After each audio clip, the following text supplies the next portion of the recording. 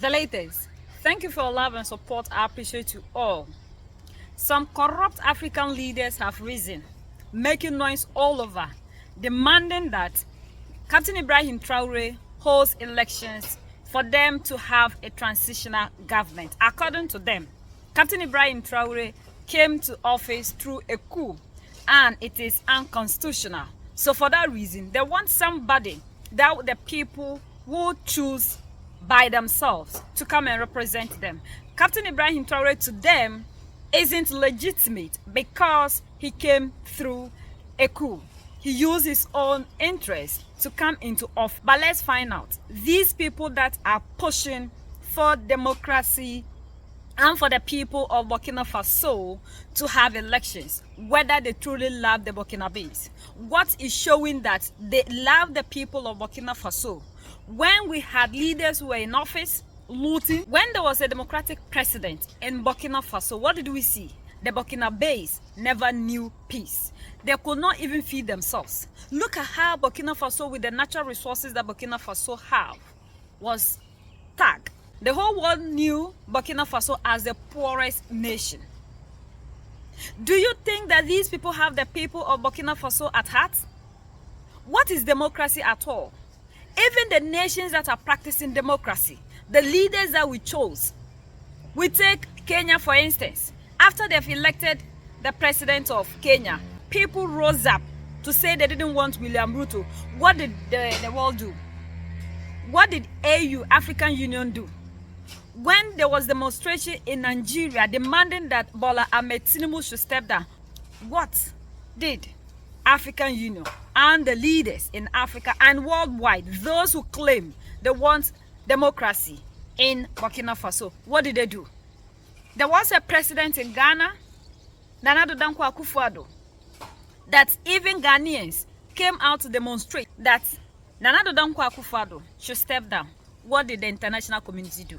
African Union and African leaders were silent. The people who gave power to these persons came out boldly, voicing out. People even lost their lives. People were injured, sending a signal that they don't want these leaders. Did you take them out? Have we ever had elections in Ghana, in Nigeria, or the whole of Africa, and the people voices are heard? Mr. President, there has been a long discussion about how long you will stay and when you will organize elections. How long will the transition last? Is it today? Do you have an answer to this, or do you think it is not a priority? For you, how long will Captain Ibrahim Traore be in charge before organizing elections to step down? I was going to ask you a question in return before answering you. I'm not here to answer questions. Sir, it's a debate. It's nice. If today, in 6 months, we decided to abandon the people, you, as a very objective man, aware of our situation, what would you say? What would your comment be? Honestly, I prefer to stick to that, even though you know my true thoughts. All right. Since we've been here, we haven't taken a single day off. The whole exec. But when you say that, politicians say, this is our job, since there are those who do it. They do their job. We want to return to democracy. We want to go back to parliament with people who are elected. We want to let the people speak. Are we staying like this or setting up a new model? They learned here. We don't want them learning elsewhere and applying it here. To put them on the right track. They learned their profession. This profession is... We don't want people to learn this profession elsewhere and come apply it here. We want to create a model. Because the way things are done here is in fact not the right way. For you, sir, President, there's no question of talking about organization, about elections and transition. Yes, we're going to organize the local elections right now. So we need to reset everything. No. Aside from the system that's in place, which needs to be reviewed, the elections, they concern all of Burkina Faso. Do you think they are ready today to go to Soleil, to Falangonto, to campaign like... But they are Burkinabes. They must definitely vote. First, we need to get the wire through. There needs to be a minimum level of security so that if there's a campaign, people can go everywhere in Burkina, explain their ideas to the Burkinabe people, and the people will choose, because it's no longer about distributing goods. There will be reforms on the electoral code. It's over, that's it. If you get caught up in this, you will be disqualified. Well, I'm not going to get ahead of Iran in the water, but I can tell you that there are reforms coming. This way of doing things, of buying people's consciences, is over. Our mission is to awaken people's consciousness so that they never accept this again. If you think you can govern the country, you need to explain your political program. What are you going to do? And maybe after a while, the people will evaluate whether you should continue your term or not. In short, we won't say everything, but there will be reforms in the electoral system. And to participate in the elections, all Burkinabés must vote. These elections are only there to help some group of people. The oppressor always use elections to get us leaders that they can easily manipulate for them to continue to have our natural resources. We Africans do not need somebody to sit somewhere and give us a model of how we need to choose our leadership.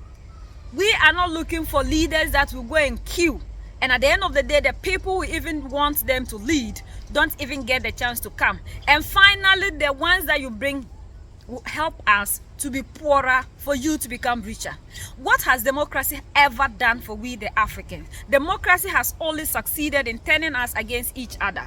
Is this same democracy that is creating the tribal, the religious, the ethnicity, and all the division and frictions that we have in Africa? Is this same democracy that these people are using perfectly well to create the division?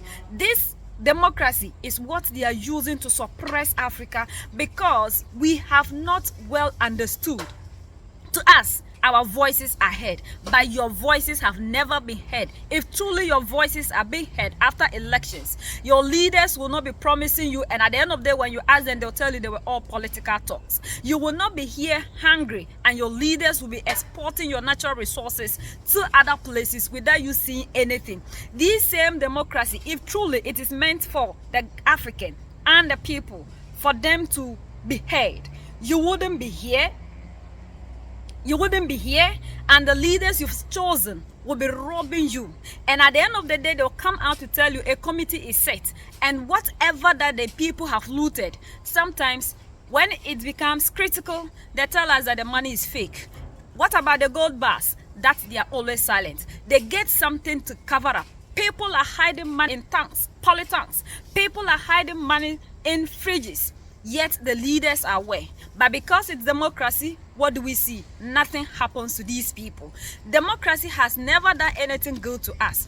Those of us who are here saying all sorts of things, if he's truly a good person, why won't we elect? Didn't the people of Burkina Faso tell you that they want Captain Ibrahim Traore? Did the people of Burkina Faso not come out boldly to demonstrate that they want Captain Ibrahim Traore to be the leader of Burkina Faso?